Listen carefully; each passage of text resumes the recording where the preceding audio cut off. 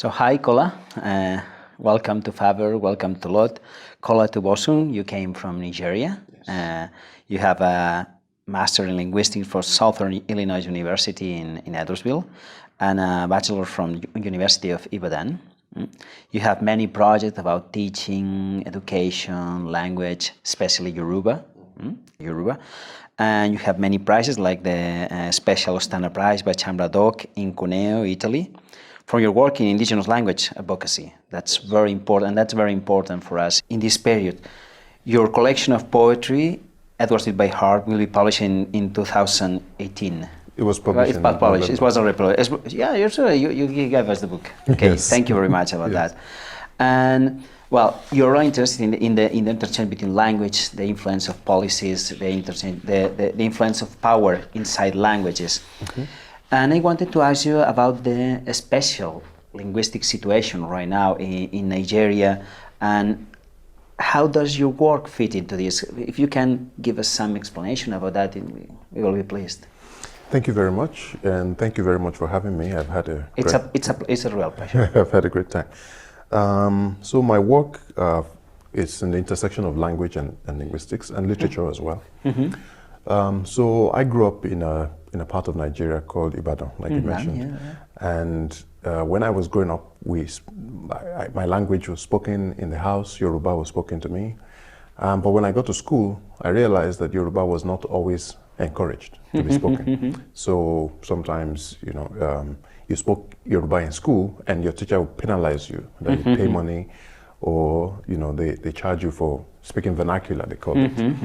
So those kind of conflict between what I had in the house and what I had outside when I was in the school, started affecting the way I thought about the role of my language in society. That's important. Yes. So when I grew up, I realized that I found out that not everybody had the kind of background I had. When I read Yoruba at home, I read books in Yoruba, also in English as well. I had all this kind of balanced background where none of the languages were in conflict with each other. But when I grew up, I realized not everybody had the same experience. I had friends who had grown up in families where they spoke only English to them and they said Yoruba was not important. So when I grew up and I realized that Yoruba was endangered in that way, that so many people didn't pass the language down, and there's just so much knowledge and so much beauty in the language. So my work started tailoring towards that idea of helping the language survive in this new environment, helping more young people find value in speaking the language and using it on the internet especially, because today this world is where most people spend their time. So that's much of what my work involves. Of course, as a writer as well, I try not to be too much of an activist as a writer, but I find also that because of the situation we've had in the country you can't separate.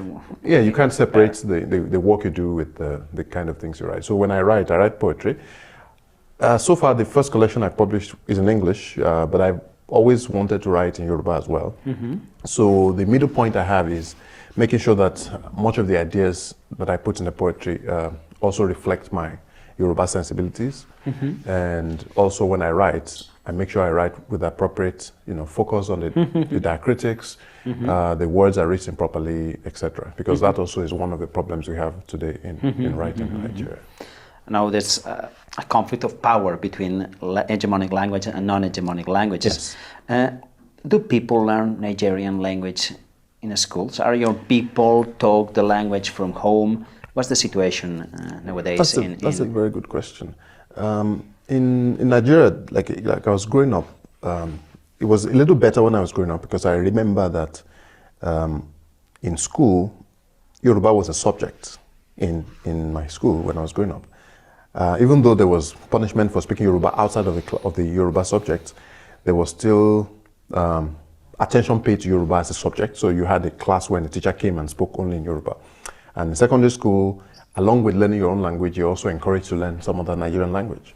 But over time, things have changed. 2015, the government passed this law that says, there has to be compulsory computer science education and voluntary training, vocational training.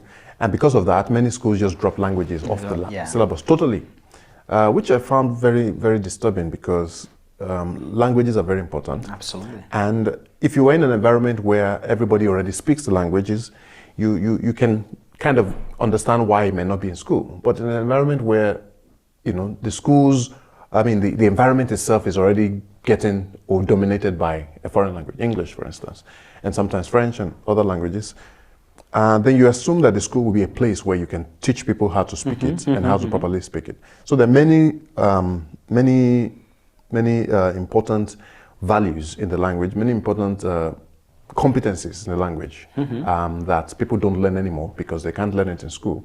So a number of young people grow up today with no competence at all in Nigerian languages, either Yoruba or Igbo. Nigeria is a very big country with so many languages. But if you find people who have gone through the school system and have no competence in their home language, then that's a problem.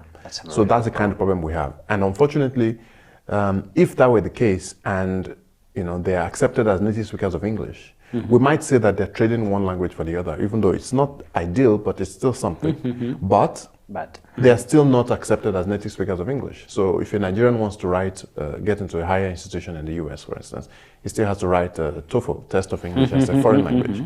So we're not accepted as competent speakers of English. We're not competent in our own local languages. So there is a kind of problem in the society. Well, absolutely. I can tell you because we have a similar situation here during years. So it was about Catalan. So I read about your efforts, your activist effort with Google and with Twitter in regards to Yoruba, your mother tongue. Can you tell me a little bit more about that? Yes. How do you manage? How it went? So in 2011 or thereabout, Twitter, the famous global platform, was translating the platform into a couple of languages, right? So, and I have noticed this with a number of these global technology platforms, when they're offering translation or different localization efforts for the product, they typically go with the biggest languages. Yeah, of course. Spanish, German, Chinese, Arabic, etc. Hegemonic. Yeah, hegemonic languages, exactly. And it always, bothered me as somebody from a language spoken by over 30 million speakers that it is not considered important enough for these global platforms. So I think they announced another language on Twitter that time, and I was just making fun with my friends that, there you go again with no African language involved. Yeah. And many of them were just laughing at me.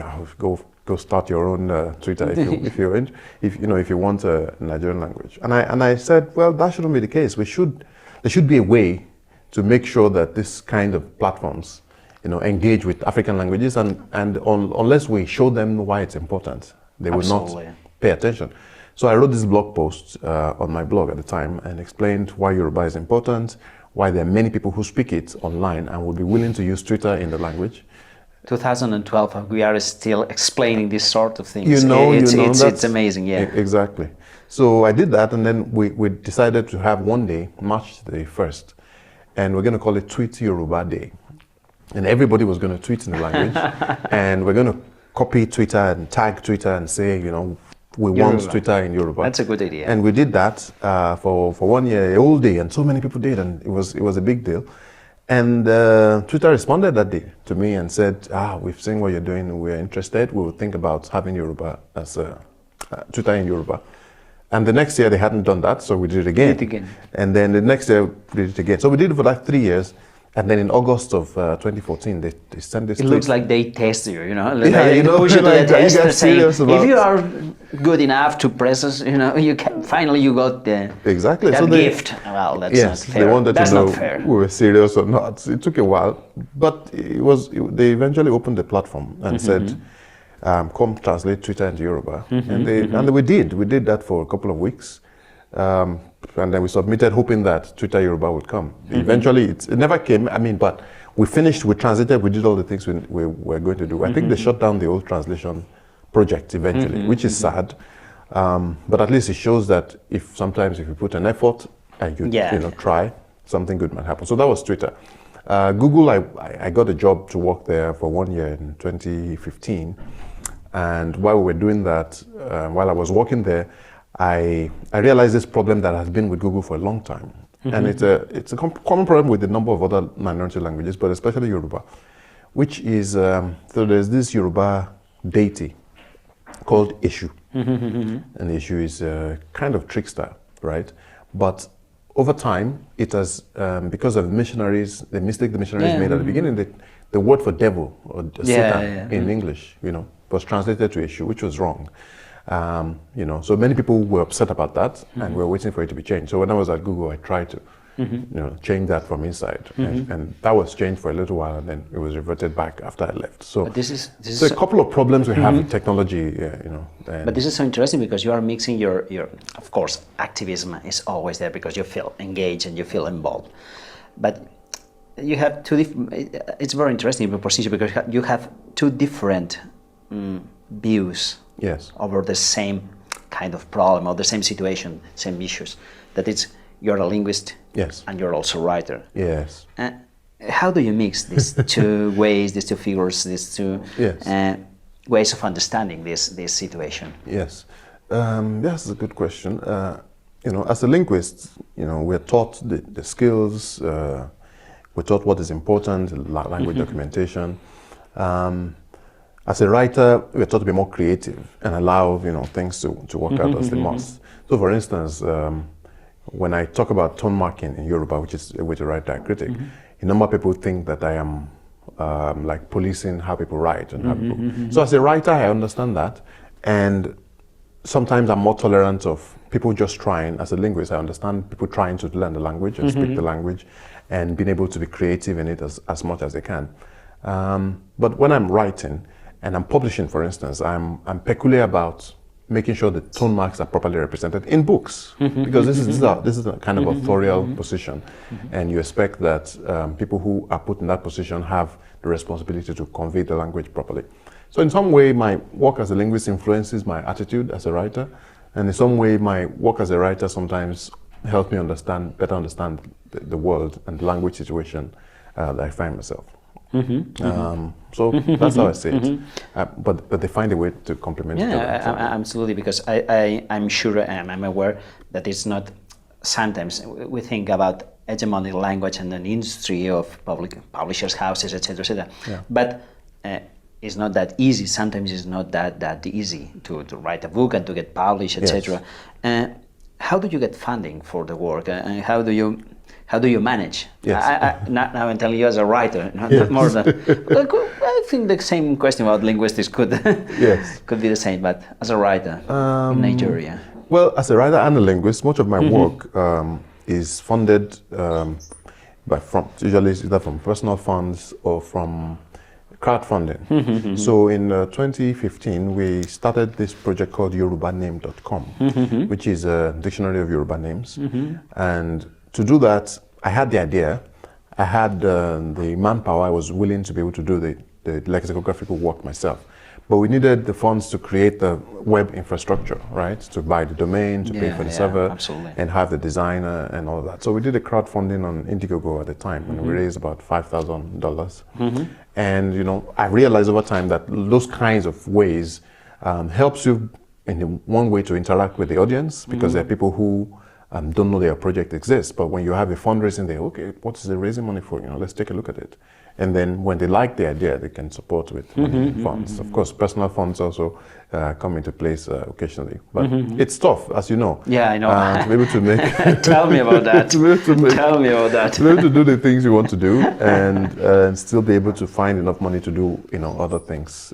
And now you have to buy time. You have to buy your own time to do that. And you have to raise children. You have other things you're a lot of things. So that happens. I think that happens in every language. So it's not. Exactly. So tell me about your new collection of poetry, Edwardsville by Heart. So it's because it's so interesting. You have been here talking about that. This is your book, and what's the book about? What is the book about? So in 2009, I got the Fulbright scholarship, and I was asked to go to Southern Illinois University to teach Yoruba in a university to undergraduate students for 1 year. So I did that. It was a very small town. It was also my first time of leaving the continent. I had visited an African country before, but this was my first time in the United States. So I knew it was going to be a memorable experience. but I didn't know how much memorable it was going to be. So the people That's I good met, when things happen and you don't expect them. yeah, exactly. This is. So the people I met, the places I visited, the kind of historical connections I made that made impressions on me. So for instance, Abraham Lincoln had apparently visited Edwardsville at some point in his life. So those kind of things, the connections, the little connections I make between my own memory, my own experience, and the people I met and the places I visited informed this collection. So again, I returned to Edwardsville after that for another 2 years to work as a grad student in the university. So in total, I spent 3 years in the space. So this book is it's a kind of reflection of the 3 years I lived there and the kind of experiences I had. You travel a lot, and now you're here and you're working here. What are you currently working here, and what's your project in Faber? In Olot. So again, thank you for having me. Yeah, you know that when we look for Olot in Google, there's another city in Nigeria that's called Olot. That it comes and you look at Google, say Olot and then Oloto, Nigeria.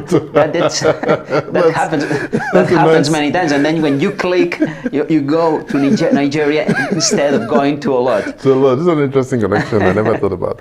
Yeah, it's my first time in Spain actually. So yeah, this has been very nice. So what I plan to do, so when I was thinking about coming here, one of the things I was thinking about is the influence of Arabic on Yoruba, which is very significant, and on Spanish, which I realized was also a thing. I actually didn't know that Arabic had so much influence. And because I've been working on names, I've been thinking about... sorry to interrupt you, but my birthplace is called Saidi. See? Can you imagine? Yeah. So I've been thinking of, trying to understand, the different influence patterns we had from Arabic, both of us, even though we're so different, far apart, and all of that. So that's one of the things I've been thinking about. But for the space of the 1 week when I'm here, I'm also thinking very strongly about a new project that I'm currently working on, which is yorubaword.com, which is a monolingual dictionary of Yoruba. So, I mean, we've had a number of publications in Yoruba in the past, many of them in book form. Online today, it's very hard to find a dictionary that is free, that's accessible, that also has this interesting elements of sound, which that's important. That's so important. Exactly. So you can click a word and hear how it's pronounced, but also have the meanings defined in the language of the people. So it's a very interesting experiment I'm thinking about, because again, it's an environment where not everybody speaks the language anymore as a first language, but to be able to try to reach them in a language that they speak is a kind of a risk, but it's something. It's a real challenge. It's a real challenge. So, Kola, thank you for being here. Thank you for your course, and good luck with all your projects about poetry, linguistics, this dictionary of Yoruba, and it's a real pleasure having you here. Thank you for having me. Thank you. I appreciate it. Thank you.